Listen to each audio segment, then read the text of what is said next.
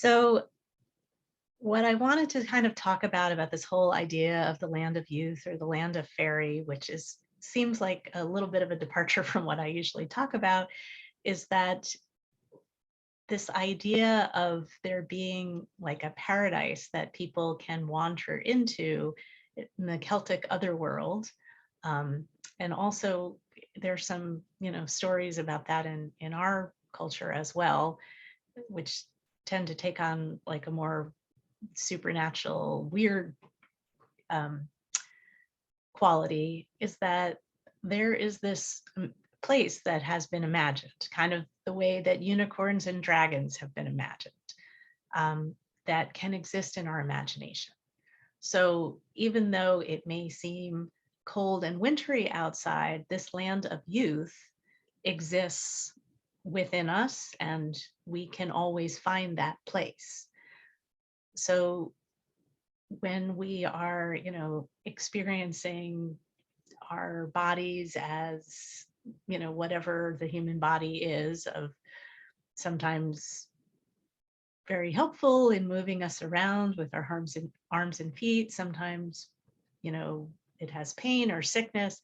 That is sort of the um, what I like to call the illusion or the dream, and the land of the fairy, the land of sunshine and abundance, um, is more real, even though it's legend, and we don't see it with our physical eyes and or experience it with our physical senses.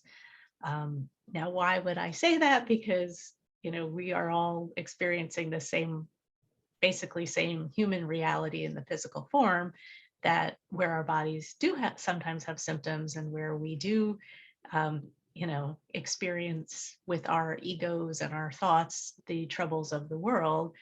um, so I see what you see, there I see the land being winter, I see I see human bodies, but I also know that this other experience is present and available.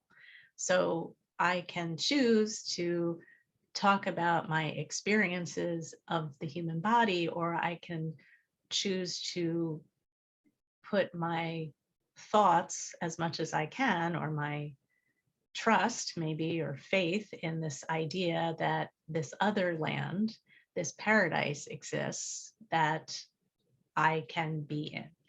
And when I am, in a good place, and I can see that paradise in front of me and know that I am surrounded by people who love me and who I love, when I know that I am warm and cozy in my house, even though it's cold outside, um, and even, if I'm sick, that it's not an all the time thing. Like some days I might have body symptoms and some days I might not. And those are things that are like passing, sort of like the weather. So as the seasons turn, as winter moves to spring, the experiences of the physical form and of our thoughts, of troubles that come and go, they're passing like the seasons. And the ever present, um, the land of youth